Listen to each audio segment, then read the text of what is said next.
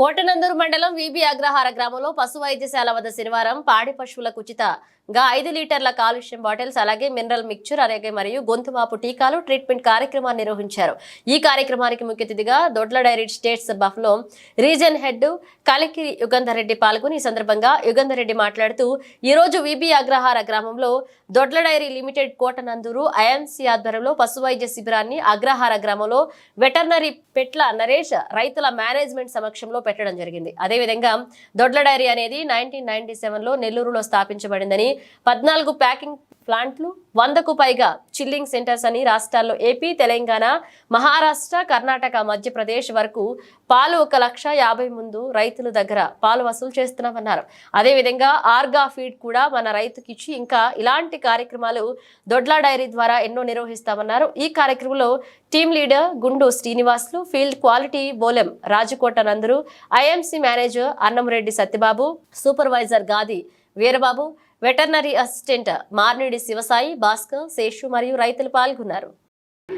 ఆవులనే ఉండే కదండి ఇక్కడ.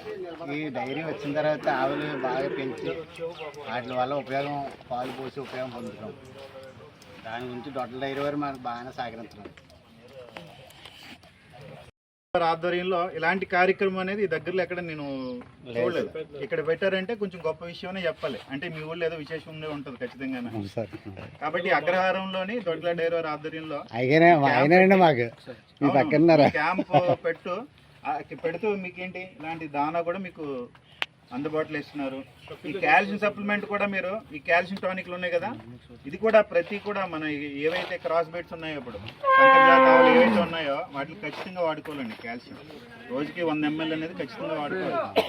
10 లీటర్లు దాటి పాలు ఇచ్చే ప్రతి పశువుకు కూడా కాల్షియం వాడాలి.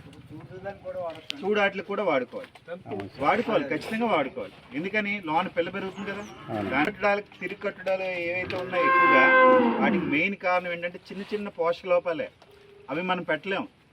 అవేంటంటే అవి తిని దానా ద్వారా కానీ నీరు ద్వారా కానీ రావాలి. అలాంటి మినరల్ మిక్చర్ కూడా మనం రోజుకి 100 గ్రాములు వాడుకున్నాం అనుకోండి. మెయిన్గా ఈ తిరిగి కట్టడాలు ఏవైతే ఉన్నాయో దొడ్ల డైరీ ఆధ్వర్యంలో ఉచిత పశువుల మెగా క్యాంప్లో నీకు డాక్టర్ గారి యొక్క సలహాలు నీకు అమూల్యమైన సలహాలు ఉంటుంది. సో నీకు ఏమవుతుందంటే డాక్టర్ గారు మరి కోరేది ఏమవుతుంటే సో మేమైతే నెలకు ఒక క్యాంప్ ఇట్లా కనెక్ట్ చేస్తాము. ఏదైతే మేజర్ విలేజెస్ ఏదైతే ఉన్నాయో సో అందులో నీకు ఏమవుతుందంటే రిమోట్ ఏరియా విలేజ్ కదా ఫార్మర్కి ఈ అవేర్నెస్ తక్కువ. ఏది ఆవు ఎలా పెంచాలి, ఇందాక డాక్టర్ గారు చెప్పినట్టు పొదుగు ఎలా వస్తుంది, దానికి ఏమి నీకు సూలు చెప్పుడు ఎలా చేయాలి, నీకు దోడినప్పుడు ఎలా చేయాలి, క్లీన్ చాలా అమ్మని సందేహాలు వచ్చింది.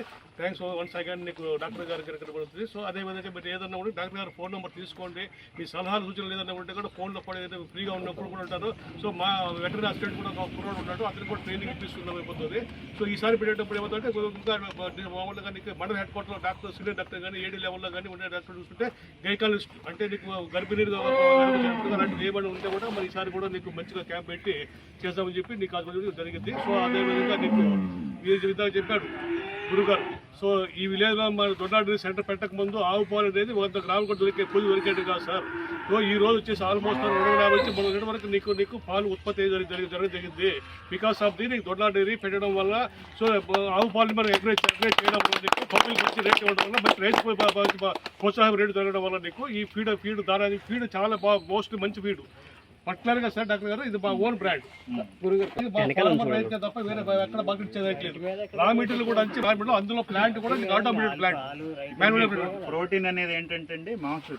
మనం రోజు భోజనం చేసేటప్పుడు కూర ఎలా మనకి 3 అంతుల కూర 3 అంతుల అన్నం 1 గంట కూర వేస్తాం. అలాగే ఈ దానాలకు కూడా ప్రోటీన్ అనేది CP అనే పదం ఉంటుంది, క్రూడ్ ప్రోటీన్ అని. ఇది పశువుకి 14 నుంచి 16% సరిపోద్ది మామూలుగా ఆవులకు కానీ గేదెలకు కానీ ఈ దానాలు 22% ఉంది. అంటే చూడండి అదనంగా ఉంది.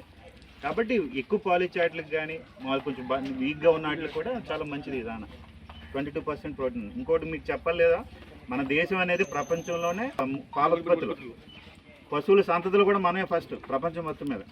గేదె పాలు ఏ దేశంలోనూ ఉండవు, మన దేశంలోనే ఉంటాయి. మన దేశం నుంచి విదేశాలు ట్రాన్స్పోర్ట్ అవుతుంది. ఆవుల పాలకి ఎవరో డబ్బులు ఇచ్చేవారు కదా ఇంతకుముందు.